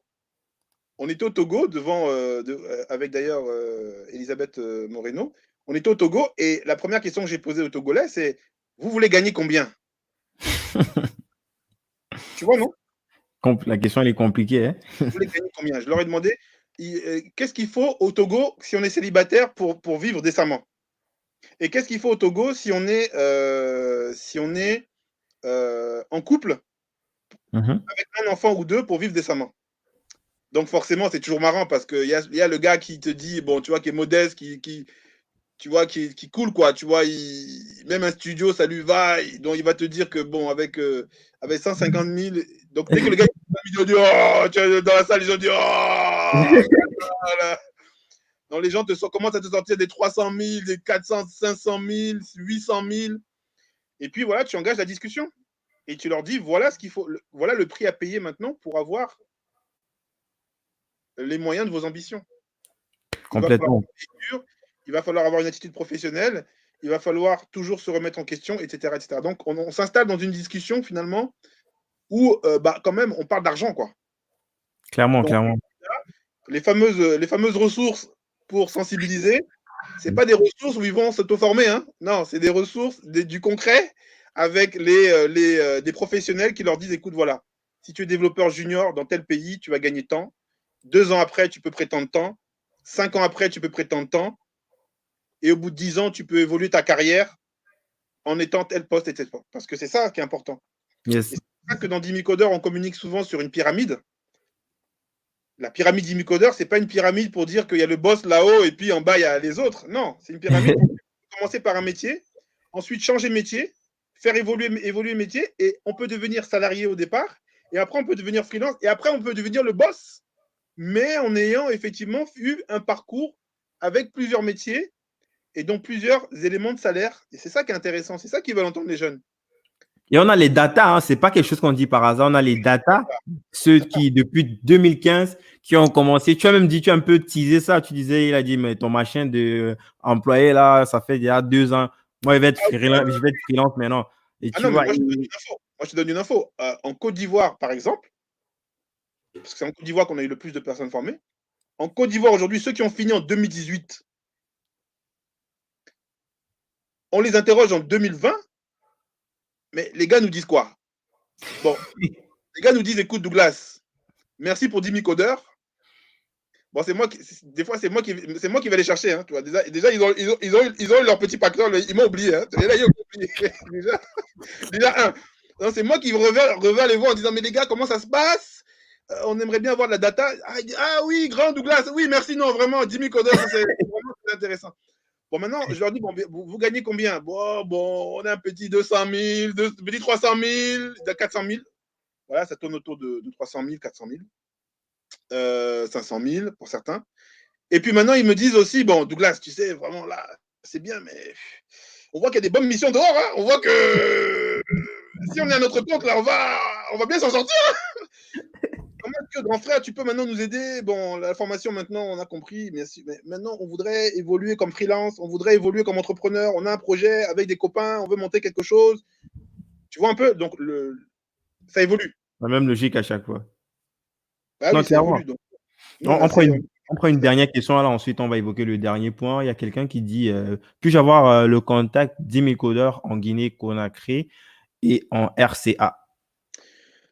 Alors, effectivement, pour la Guinée-Conakry, ça va être simple parce que c'est Kadiatou. Kadiatou, ouais. Kadiatou Sego. Donc, cette personne-là peut nous écrire dans le groupe WhatsApp, pas le groupe WhatsApp, le groupe Facebook. Édouard, cher Édouard, rendez-vous sur le groupe Facebook pour avoir plus d'infos et que je fasse la mise en relation avec la patronne de 10 000 codeurs en Guinée. Guinée qui est actuellement le seul pays dans lequel aujourd'hui on a un groupe de 8 personnes qu'on accompagne avec l'aide d'EcoBank. Alors sur la RCA, aujourd'hui, on n'a pas de représentant physique en RCA. D'accord? Donc, physiquement en RCA, on n'a pas de représentant. Donc, j'invite aussi des personnes qui sont dans l'écosystème tech de RCA, qui aimeraient bien représenter, pourquoi pas 10 000 codeurs, de nous contacter. Parce qu'aujourd'hui, on n'a pas de représentant basé physiquement en RCA pour 10 000 codeurs. Voilà. Yes. Edouard, je vais te mettre le lien du groupe en commentaire et aussi pour ceux qui sont potentiellement intéressés. De toutes les façons, pour tout ce qui a, si n'importe quelle question afférente, tout ce que vous avez comme problématique, comme question et tout, on a une armée d'au moins 5 personnes dans le groupe Facebook qui vont répondre ou qui vont faire remonter la question si jamais ils n'ont pas de réponse directe. Donc, je vous mets ça dans le chat là. J'en profite pour remercier, pendant que tu mets l'information dans le chat, je remercie justement les anciens 10 000 codeurs, comme Nabounou, comme Augustin de Togo, comme Philémon, comme Hassan de Côte d'Ivoire, qui prennent du temps, comme Mokhtar aussi du Cameroun, qui prennent du temps maintenant pour la jeunesse. On appelle ça le give back. Donc, on leur a donné, et eux aussi maintenant, ils prennent du temps pour répondre aux questions de ceux qui, par exemple, sur Facebook, posent des questions. Alors après, il y a de tout. Hein. Il faut aussi beaucoup de publications, hein, parce que des fois… C'est l'avantage quand même d'avoir ces personnes-là. C'est pour faire le tri, sinon… Bonjour. Ils écrivent bonjour. Il y a quelqu'un? On peut parler à quelqu'un ici? Donc, ils apprennent à répondre poliment. Ils apprennent aussi à répondre et envoyer donc les liens. Mais aujourd'hui, vraiment, ce que je disais tout à l'heure sur les jeunes, les 3 catégories de jeunes, c'est central. Donc, 3 catégories de jeunes. Il faut que les jeunes se positionnent. Mais pour ces 3-là, on a un plan d'action. Yes. Et on est en train de développer maintenant le réseau de centres de formation qui, de façon à proximité, vont pouvoir accompagner. Je ne sais pas si c'est maintenant qu'on peut… Non, c'est maintenant qu'on va commencer le truc. Je te propose de peut-être contextualiser les choses. Parle-nous de la phase pilote brièvement. On était l'année dernière, quand on a fait le point, je crois peut-être 170. Là, je crois qu'on doit avoir dépassé le cap des 300 qui faisait partie de la phase pilote.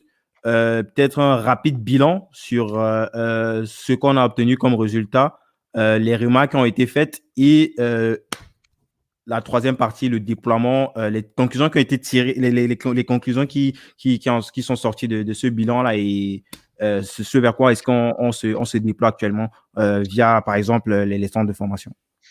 D'accord. Alors, très concrètement, donc la phase pilote, alors, il y a même eu une phase pré-pilote, si je peux me permettre.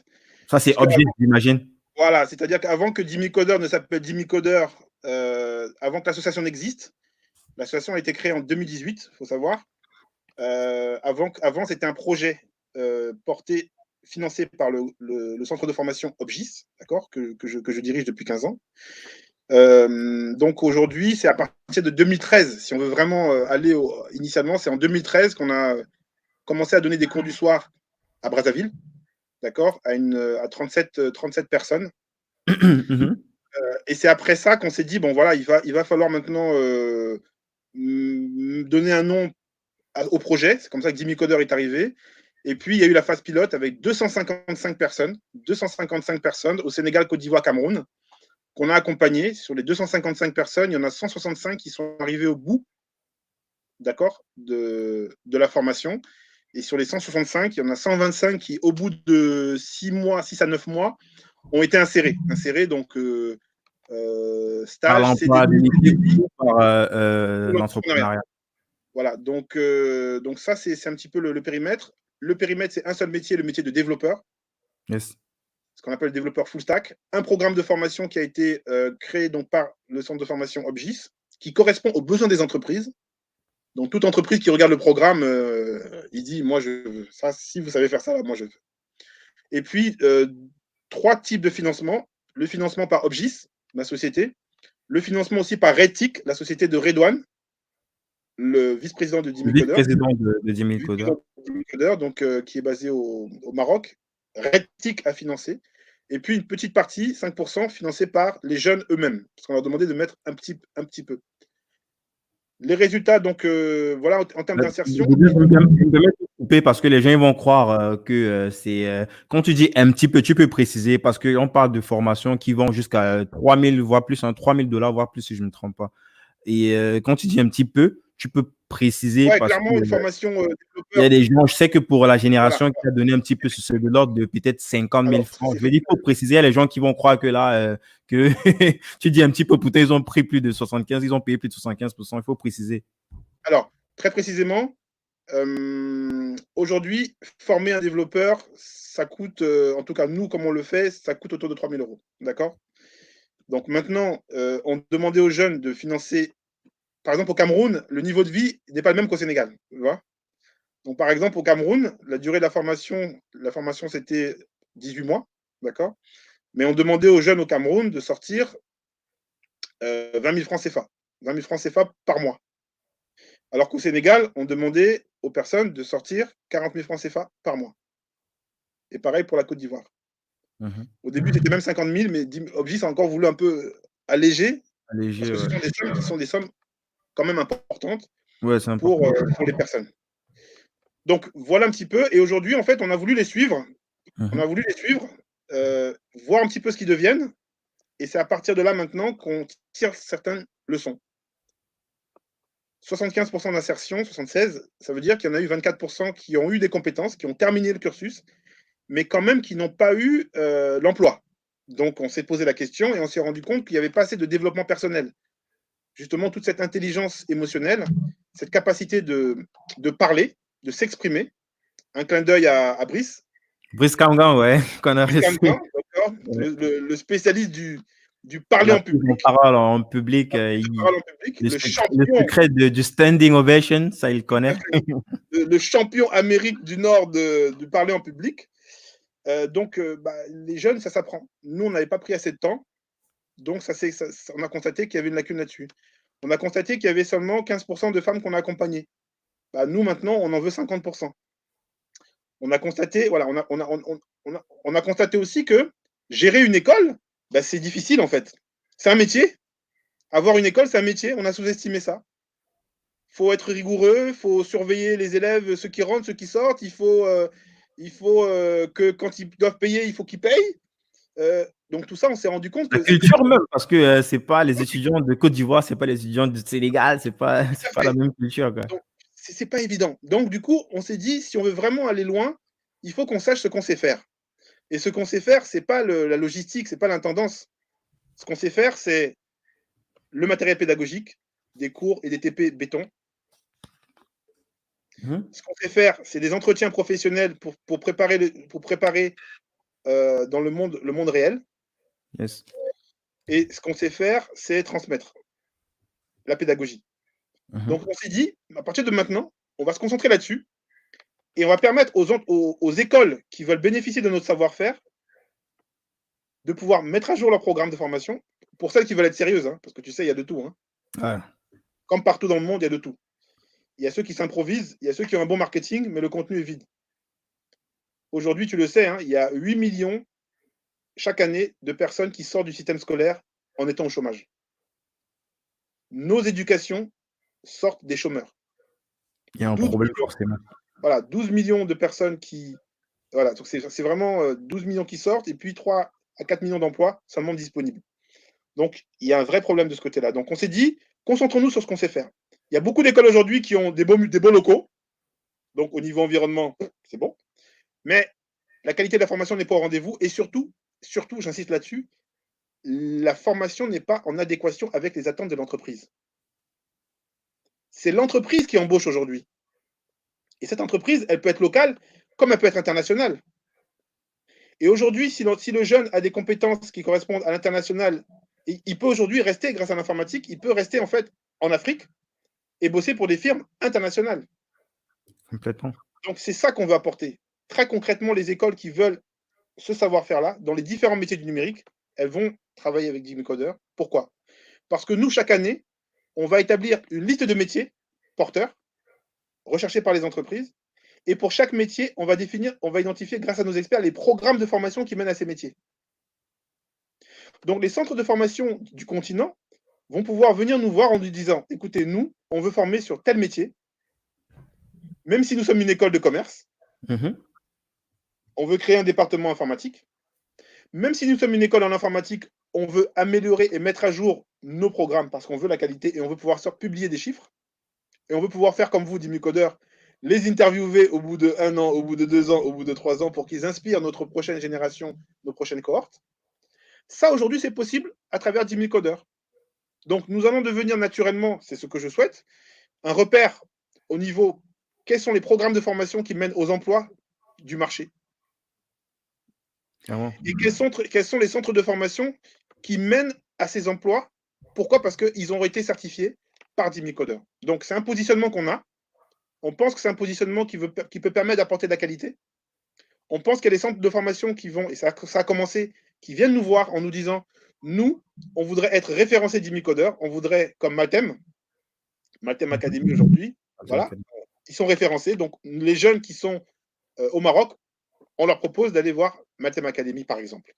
Donc, il y a d'autres centres de formation avec lesquels nous sommes en train de travailler, que nous allons certifier. Ça veut dire quoi? Ça veut dire que nous, on s'engage en disant, si vous allez chez eux, vos jeunes, on va les suivre, on va leur donner du contenu qui correspond aux besoins des entreprises, et une fois par mois, on va nous, Jimmy Coder, avec un expert, donc qui n'est même pas connu du centre de formation, on va nous vérifier que mois après mois, les compétences correspondent.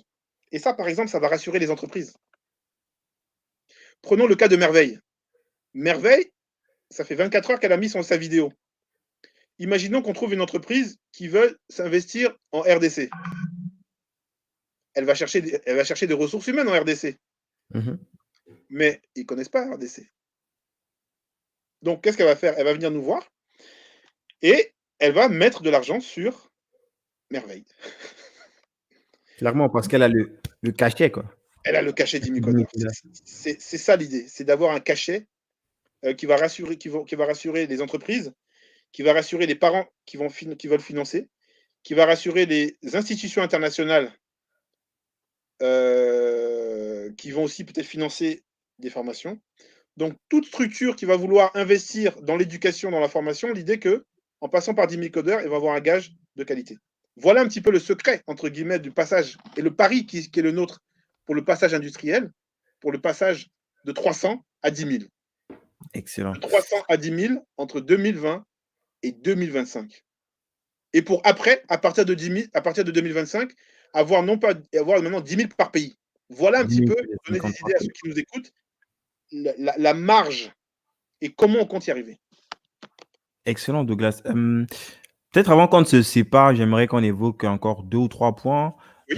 notamment nouveaux métiers qui sont rentrés dans 10 000. Parce que là, c'est vrai qu'on a beaucoup parlé de dev, de data sciences, mais il y a plein d'autres métiers qui sont rentrés. Tu as parlé brièvement de cybersécurité. Il y a aussi du test, du marketing digital via notre lead Nour Boaklin, ou d'autres segments comme des UX. Alors, il y a l'UX, l'expérience utilisateur, très important. Et puis, il y a le spatial. Le spatial avec Ifriki, que j'ai aussi reçu. Que j'ai reçu sur les deux. Non, sur un seul podcast, sur Débrouillard. Voilà. Et tu peux me nous dire, c'est quoi la stratégie est-ce que l'idée, c'est de potentiellement attirer la curiosité des jeunes aussi sur cette typologie de métier-là? Si oui, de les accompagner ou de passer aussi par justement les centres de formation qui seront certifiés 10 000 codeurs via nos experts calés sur ces domaines-là, quoi. Alors, je voudrais insister sur un point, Guy. Nous, on n'est pas là pour attirer l'attention des jeunes. Non, non. Nous, on est là pour changer la vie des jeunes parce qu'ils vont gagner de l'argent. Il faut bien qu'on attire l'attention. Ah non, il ne faut pas tout mélanger. Les jeunes, aujourd'hui, ils veulent gagner de l'argent. Ils sont comme toi et moi. Hein. Donc, nous, ce qu'on leur dit simplement, c'est voilà les métiers où vous allez gagner de l'argent. C'est tout. Et que ces métiers-là, on va vous accompagner sur ces métiers. C'est tout. Ne nous trompons pas. Nous, on n'est pas là pour attirer la curiosité. Non, c'est pas ça. Il faut changer le narratif. Il faut changer le narratif. Les jeunes veulent gagner de l'argent. Merveille, là. Tu crois qu'elle a pris le temps de faire la vidéo de 30 secondes, 10 000 codeurs échangés, c'est pour moi? Non, parce qu'elle veut gagner de l'argent. Elle veut gagner de l'argent dans les big data. Elle veut associer le fait de gagner de l'argent et de faire un métier passion. C'est ça qu'elle veut. Parce qu'aujourd'hui, les jeunes, qu'est-ce qu'ils font? Ils sont dans des emplois précaires ou du sous-emploi. C'est ça la réalité. C'est qu'ils font des petits boulots et ils cumulent les petits boulots qui ne les intéressent pas pour avoir un peu d'argent. Nous, qu'est-ce qu'on leur dit? On leur dit, vous allez pouvoir gagner de l'argent dans un métier porteur et c'est un métier qui est digne, que vous allez avoir en fait un salaire digne, vous allez être reconnu, vous allez être respecté. Oh! Une pierre deux coups. Mais c'est extraordinaire. Et on leur dit, et après on va travailler avec les institutions, on va travailler avec les États, parce que les États sont à la ramasse. On va dire aux États, écoutez, il faut retravailler l'orientation. Il faut retravailler. Pourquoi est-ce que les facs de droit sont aussi pleines? Pourquoi? Pourquoi les facs d'histoire sont aussi pleines? Pourquoi? Pas qu'on n'a pas quelque chose contre les facs d'histoire. Mais pas qu'on a quelque chose contre les facs d'histoire. Moi, je vais te parler de Alassane Sanogo. Alassane Sanogo, il est au Mali. Il nous a envoyé sa vidéo. 10 000 codeurs va changer ma vie. Alassane Sanogo, il est géomaticien. Alassane Sanogo, aujourd'hui, il attend qu'on trouve une bourse. Quand tu écoutes sa vidéo, mais tu sens que le gars a un potentiel terrible. Donc, nous, c'est ça qu'on dit. Hein. Je me permettais de rectifier un peu. Parce qu'on n'est pas là pour attirer la curiosité. Non, c'est pas ça. Nous, on est là pour dire aux jeunes, fais-nous une vidéo de 30 secondes impactante et nous allons t'apprendre un métier qui est demandé par les entreprises comme ça. C'est ça le sujet. Les entreprises, aujourd'hui, elles ont des besoins. On parle de transformation digitale. Toi-même, tu sais, Guy. Complètement. On parle de transformation on est en plein dedans. On est en plein dedans. On parle de 4e révolution industrielle. On parle de big data, on parle de Internet des objets, mais tout ça, les jeunes. Tout ça, là, si tu leur dis qu'à la fin du mois, ils vont avoir 300, 400 000, 500 000, 1 million, mais le big data, ça va être petit pour eux. L'Internet des objets, ça va être facile pour eux parce qu'ils sont encadrés. Ils ne sont pas plus bêtes que les autres. Simplement, on leur dit des gros mots techniques, mais on ne leur dit pas à quelle réalité ça correspondrait dans leur vie. Donc nous, c'est ça qu'on leur propose. On leur propose un nouveau narratif en disant arrêtez de vous plaindre. C'est vrai, certains États ont failli, c'est vrai, mais il y a aujourd'hui des ministres comme la ministre, Madame la ministre du Bénin, Madame la ministre du Togo, d'accord, Madame la ministre au Burkina Faso, encore des femmes, d'accord, moderne, hyper moderne, des femmes qui sont honorables, des femmes qui sont ministres aujourd'hui et qui disent voilà, je veux contribuer à la croissance économique de mon pays à travers l'innovation à travers l'intelligence, la connaissance. Mais c'est extraordinaire. Moi, c'est la ministre du Togo qui avait financé à travers CIO Mag un déplacement de 10 000 codeurs pour parler à la jeunesse togolaise. C'est extraordinaire. Donc aujourd'hui, qu'est-ce qu'on leur dit à ces jeunes? On leur dit ils peuvent gagner de l'argent. Et quand tu parlais des différents métiers, et je te remercie, c'est bien de comprendre que c'est vrai, ça s'appelle 10 000 codeurs. Donc on dit 10 000 codeurs, on se dit c'est le codage, c'est le développement d'applications. Les geeks avec des lunettes comme ça là. On a fait ça parce que déjà c'était moi mon métier, et donc j'ai voulu transmettre, j'ai voulu donner du sens et transmettre. Mais aujourd'hui, je sais pertinemment qu'il n'y a pas que ce métier-là. Ou que ce métier-là a besoin de d'autres métiers pour pouvoir mieux se déployer. Notamment, tu as parlé de prise de parole, de cette compétence à vendre sa compétence. Exactement. Je donne un clin d'œil à Daniel Fomene du Cameroun, ou bien à Fabrice Yopa, expert qui vient d'intégrer, qui est spécialiste en PHP. Moi, je suis spécialiste par exemple en Java. Lui, il est spécialiste en PHP. Il y a une communauté PHP qui est extraordinaire.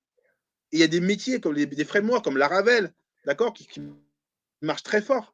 Et il faut des jeunes qui soient au courant qu'avec des compétences dans ces métiers, guidés par des experts bienveillants de 10 000 codeurs, ils vont pouvoir avoir des compétences qui correspondent aux besoins des entreprises. C'est ça le problème, c'est que les jeunes ne connaissent pas quel est le besoin des entreprises. Donc, ils s'improvisent.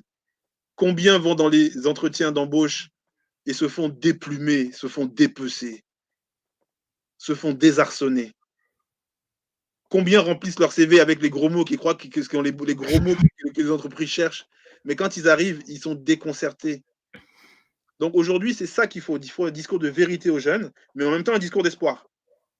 La vérité, c'est qu'il y a de l'argent dans le numérique, mais qu'il faut travailler. Mais qu'il n'y a pas que la technique. Il y a l'attitude, il y a la méthodologie de travail, il y a la compréhension des enjeux, et après seulement il y a la technique. Ça, c'est le message que je passe à chaque fois que je forme des jeunes dans le numérique. La technique, tu vois, ça vient enfin, à la fin.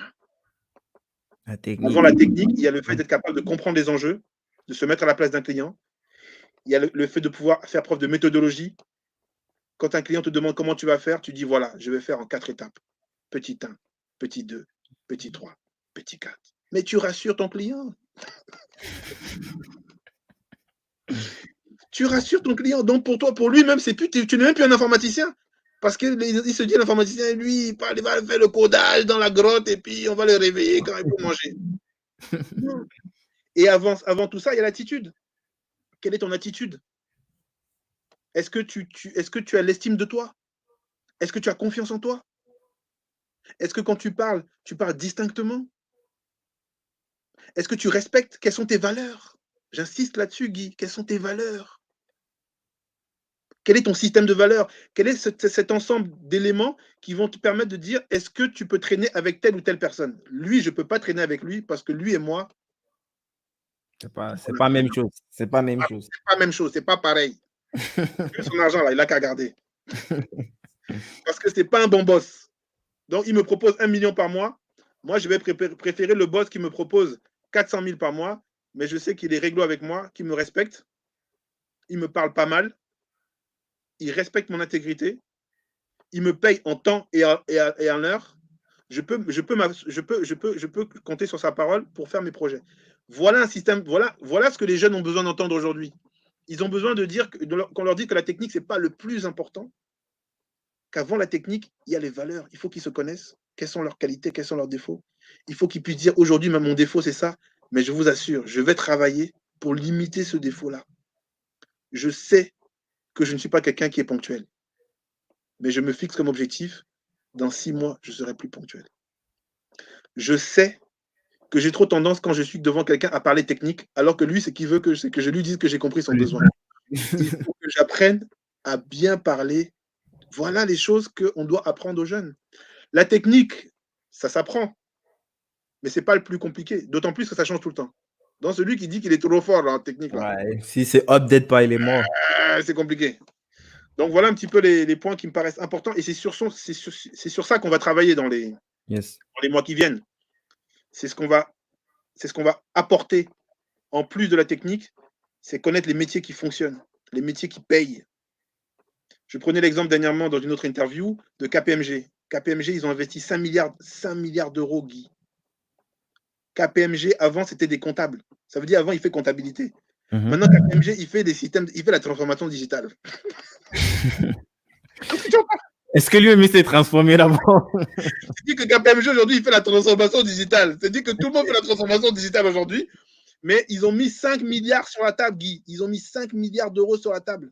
Ouais, ça, c'est parce qu'ils ont compris. C'est Ils pas, ont compris et même si ce n'est pas encore le cas, même s'ils ne sont pas transformés, le simple fait d'avoir compris ça et d'être prêt à investir ce qu'il faut pour cela, ils vont complètement dégager tous les acteurs qui sont dessus, mais qui n'ont pas creusé suffisamment le sujet, quoi.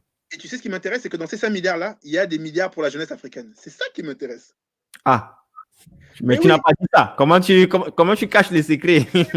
C'est ça qu'on veut dire aux jeunes, c'est qu'il y a de l'argent dans ce système-là parce que KPMG ne va pas se transformer digitalement seul. KPMG, ils ont des gros clients aussi en Afrique. Mais ils vont avoir besoin d'avoir des jeunes, des talents en Afrique pour pouvoir accompagner leurs clients. Clairement, clairement. KPMG aujourd'hui, ils vont accompagner de plus en plus de grosses startups, mais ils vont accompagner comment? Il faut qu'ils aient à côté des informaticiens. Il faut c'est-à-dire les jeunes. Des informaticiens qui sont capables d'écouter ce que c'est qu'un besoin client. Ils sont capables de s'asseoir devant un client et dire, client, je vous écoute, parlez, je note.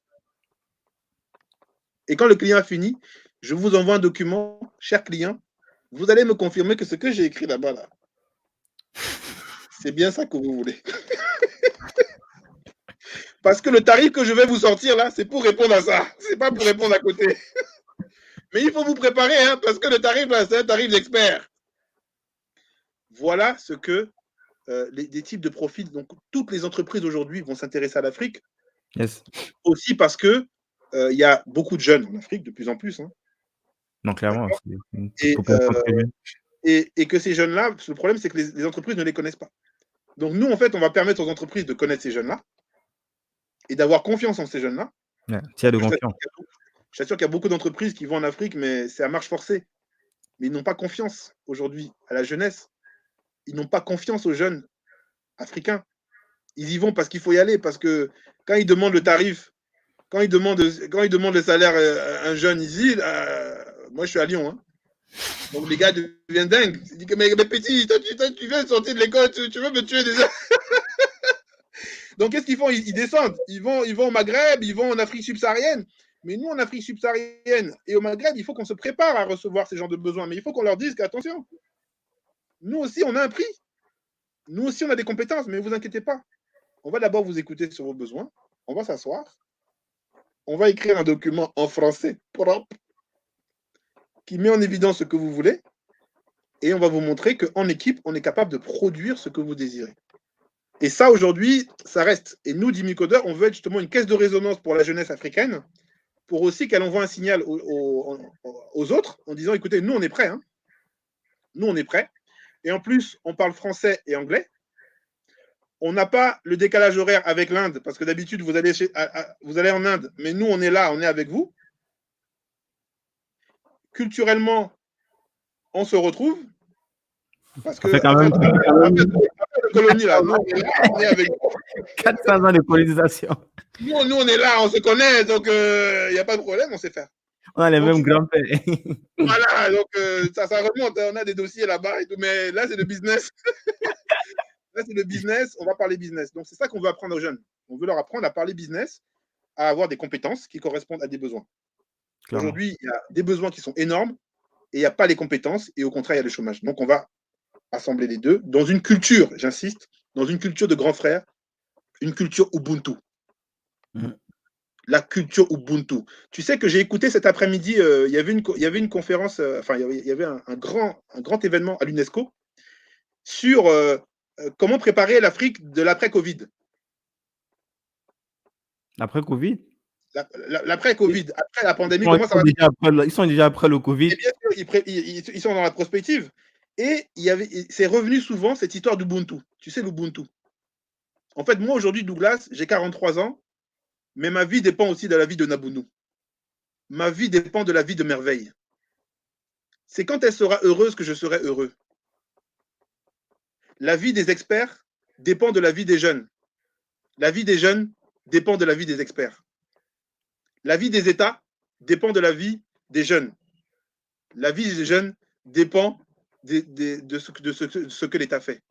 La vie des entreprises dépend des jeunes, la vie des jeunes dépend des entreprises. En réalité, nous avons tous besoin les uns des autres. Et c'est ce que nous autres, malheureusement, on n'a pas souvent compris. On croit souvent qu'on est arrivé. C'est pour ça que certains de nos grands frères ou de nos grandes sœurs ont failli. Ils ont failli parce qu'ils ont pensé que quand ils sont arrivés à un certain niveau, ils ne regardent plus derrière.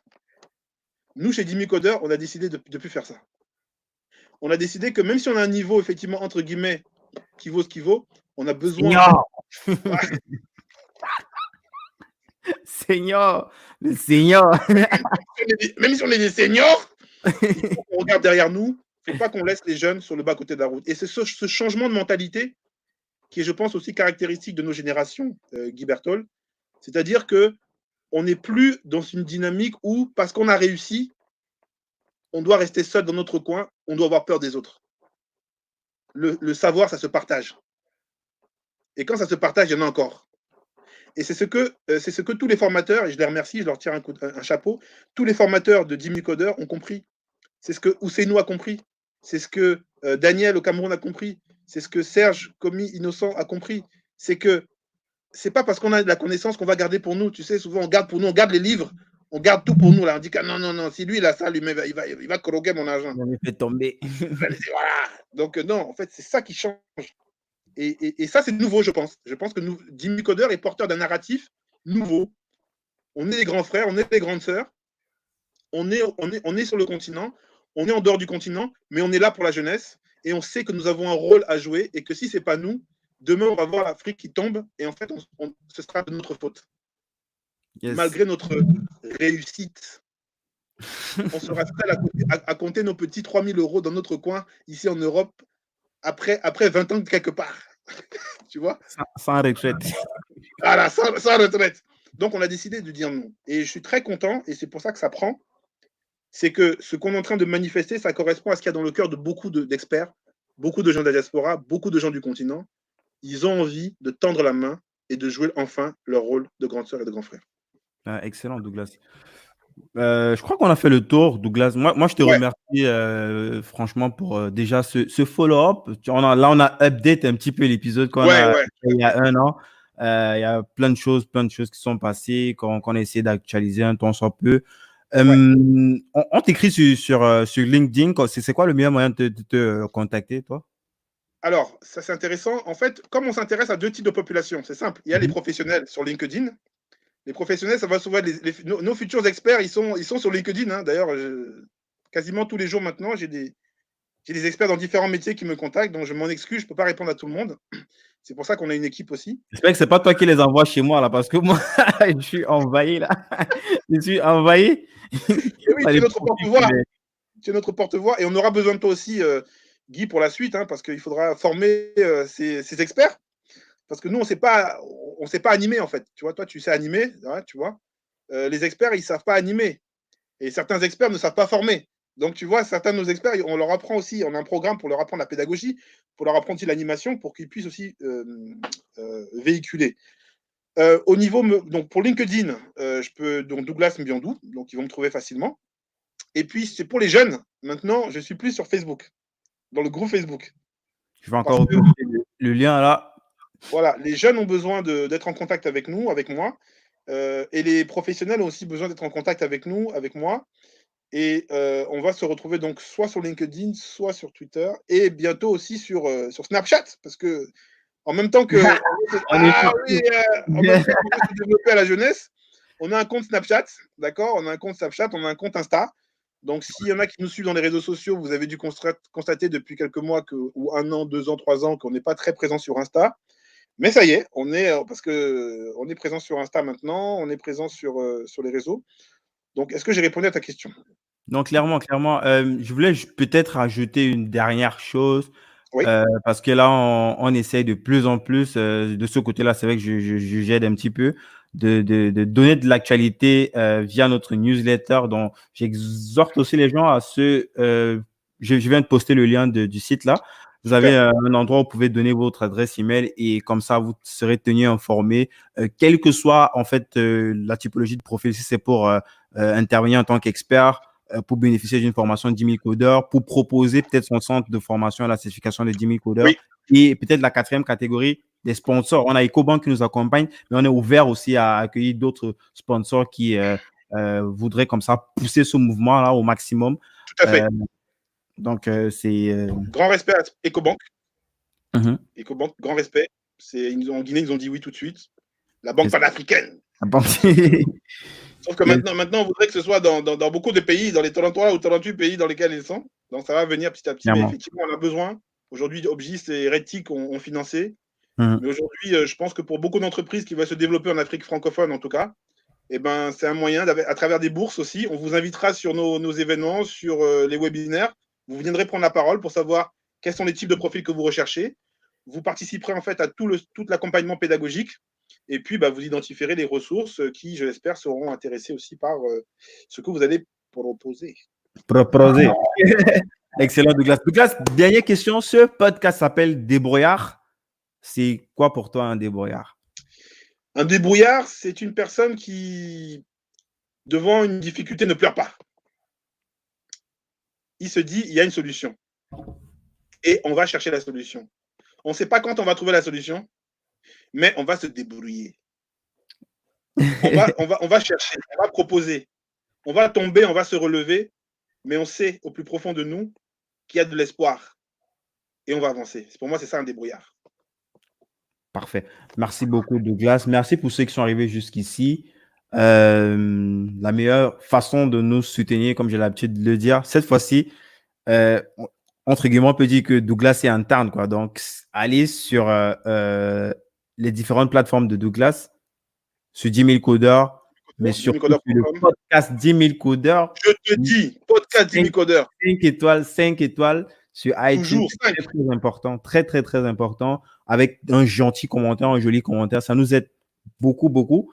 Parce qu'on peut rapidement monter dans les rankings, toucher de plus en plus de personnes, les jeunes qui voudraient bénéficier de la formation de 10 000 codeurs, les experts qui ont besoin de sens, qui veulent transmettre quelque chose, qui veulent transmettre leur savoir, les sponsors Absolument. qui ont et qui voudraient investir dans quelque chose qui a du sens aussi. Et donc, n'hésitez pas. Merci beaucoup, Douglas, pour ton temps. Merci tout le monde. Merci, Guiberto. Merci tout le monde. À bientôt. Ciao, ciao. Bye bye.